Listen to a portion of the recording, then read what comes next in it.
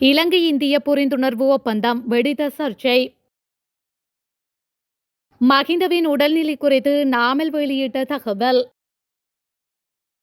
1000க்கும் மேற்பட்ட முன்னாள் முப்படை வீரர்கள் சிக்கினர், அமைச்சர் பகிரங்கம்.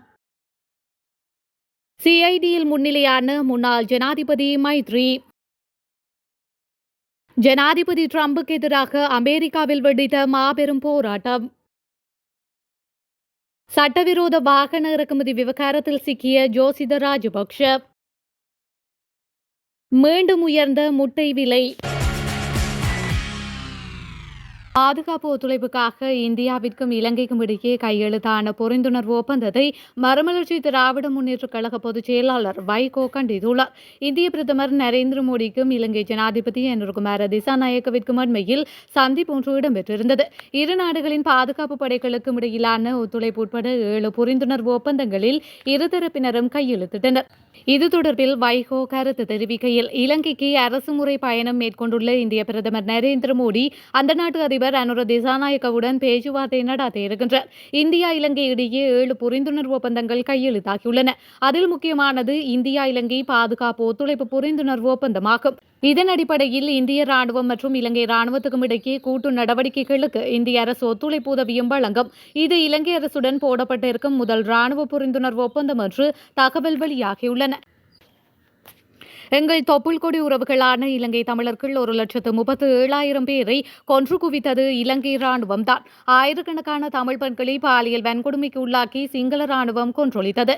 தங்கள் மண்ணின் விடுதலைக்காக பல்லாயிரக்கணக்கான வீரர்களை பலி கொடுத்து தாயகத்தை மீட்பதற்கு போராடிய விடுதலை இயக்கத்தை கருவறுத்தது சிங்கள ராணுவம். இனப்படுகொலை நடாத்திய சிங்கள ராணுவத்தை ஹேக் நகரில் உள்ள பன்னாட்டு நீதிமன்றத்தில் குற்றவாளி கூண்டில் நிறுத்தி விசாரித்து தண்டிக்க வேண்டும் என்று தமிழினம் போராடி கொண்டிருக்கின்றது.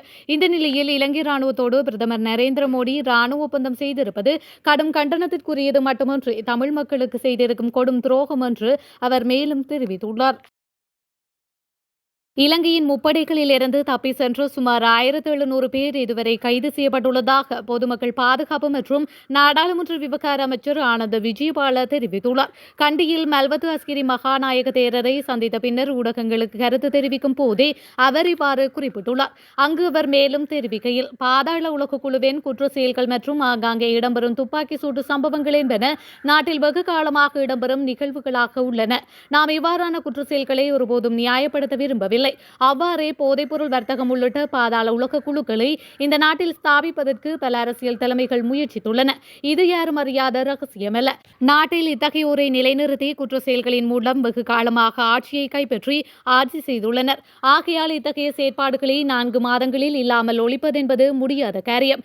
எனினும் நிச்சயமாக பாதாள உலக குழுக்களின் செயற்பாடுகள் முடிவுக்கு கொண்டுவரப்பட வேண்டும் என்பதில் உறுதியாக உள்ளோம். பொதுமக்களுக்கு அச்சமின்றி சந்தேகமற்ற வகையில் சுதந்திரமாக வாழ்வதற்கான சூழலை உருவாக்க வேண்டும். பாதாள உலக குழுவை ஒழிப்பதற்கான விசேட திட்டம் ஒழுங்கமைக்கப்பட்டுள்ளது. நாடளாவிய ரீதியில் சட்டவிரோதமான முறையில் பதுக்கி வைக்கப்பட்டிருந்த சுமார் 1000க்கும் மேற்பட்ட துப்பாக்கிகளும் ஆயுதங்களும் கடந்த 2 மாத காலப்பகுதியில் கைப்பற்றப்பட்டுள்ளன என்று அவர் மேலும் தெரிவித்துள்ளார். முன்னாள் ஜனாதிபதி மஹிந்த ராஜபக்ஷ நல்ல உடல் நலத்துடன் இருப்பதாக அவரது மகனான நாடாளுமன்ற உறுப்பினர் நாமல் ராஜபக்ஷ தெரிவித்துள்ளார்.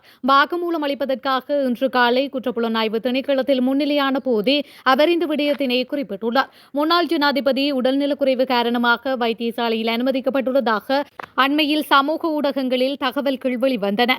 இது தொடர்பில் பதிலளித்த மஹிந்தவின் செய்தி தொடர்பாளர் ஒருவர் அந்த தகவல்கள் தவறானவை என்றும் அவர் தனது உத்தியோகபூர்வ இல்லத்தில் இருப்பதாகவும் கூறியமை குறிப்பிடத்தக்கது. முன்னாள் ஜனாதிபதி மஹிந்த ராஜபக்ஷவின் மகனான ஜோசித ராஜபக்ஷ மற்றும் 3 பேரின் பெயர்களில் 4 சொகுசு BMW கார்கள் சட்டவிரோதமாக இறக்குமதி செய்யப்பட்டுள்ளதாக கோபா குழுவில் தெரியவந்துள்ளது. வெளிநாடுகளில் பணிபுரியும் இலங்கை தொழிலாளர்கள் தற்காலிகமாக வரி இல்லாமல் மின்சார வாகனங்களை இறக்குமதி செய்ய அனுமதிக்கப்பட்ட காலகட்டத்தில் இந்த 4 சொகுசு கார்களும் இறக்குமதி செய்யப்பட்டதாக கூறப்படுகின்றது.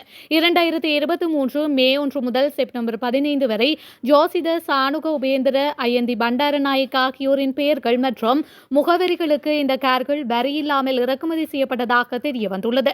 30 செப்டம்பர் 2024 வரை நாட்டிற்குள் 921 வாகனங்கள் இறக்குமதி செய்யப்பட்டுள்ளதாக தெரியவந்துள்ளது. மேலும் தற்பொழுது ஆடம்பர வாகன வரி விலக்கு வரம்பு 6 மில்லியனிலிருந்து 12 மில்லியன் ரூபாயாக அதிகரிக்கப்பட்டுள்ளதாக தெரிவிக்கப்படுகின்றது.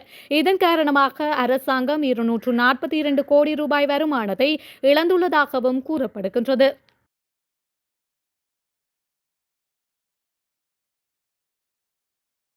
கடந்த வாரம் 28 முதல் 30 ரூபாய் வரை விற்கப்பட்ட முட்டையின் விலை இந்த வாரம் 4 முதல் 6 ரூபாய் வரை அதிகரித்துள்ளதாக சந்தை வட்டாரங்கள் தெரிவித்துள்ளன.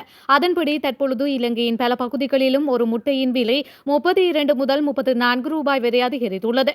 சித்திரை புத்தாண்டு காலம் ஆரம்பித்துள்ளதுடன் முட்டைகளுக்கான தேவையும் அதிகரித்துள்ளது. கோழிப்பண்ணி விவசாயிகள் முட்டை விலையை உயர்த்தியுள்ளதாகவும் இதன் விளைவாக வரும் நாட்களில் முட்டை விலை மேலும் அதிகரிக்கும் என்று முட்டை விற்பனையாளர்கள் தெரிவித்துள்ளனர். 2 வாரங்களுக்கு முன்பு சந்தையில் ஒரு முட்டையின் விலை 25 ரூபாயாக குறைந்திருந்தது. மேலும் முட்டைக்கான நியாயமான விலையை நிர்ணயம் செய்து முட்டை உற்பத்தியாளர்களையும் நுகர்வோர்களையும் பாதுகாக்க வேண்டியது அரசாங்கத்தின் பொறுப்பாகும் என அகில இலங்கை முட்டை உற்பத்தியாளர்கள் சங்கம் குறிப்பிட்டுள்ளது.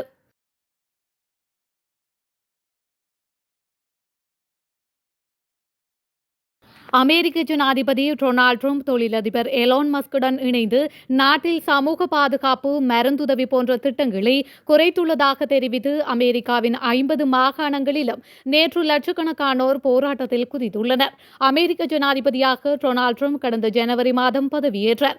அப்போதிலிருந்து அரசின் பொருளாதார கொள்கைகளை மாற்றி வருகின்றார்.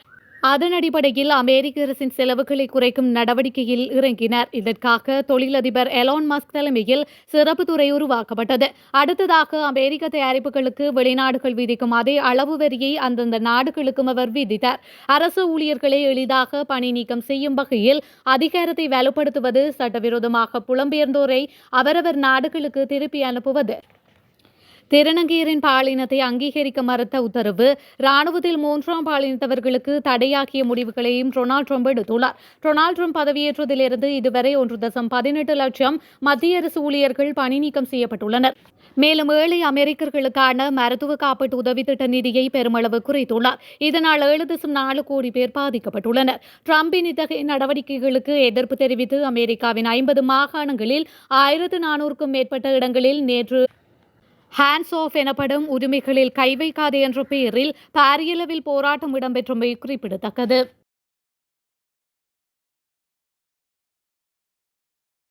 முன்னாள் ஜனாதிபதி மஹிந்த ராஜபக்ஷ நல்ல உடல் நலத்துடன் இருப்பதாக அவரது மகனான நாடாளுமன்ற உறுப்பினர் நாமல் ராஜபக்ஷ தெரிவித்துள்ளார்.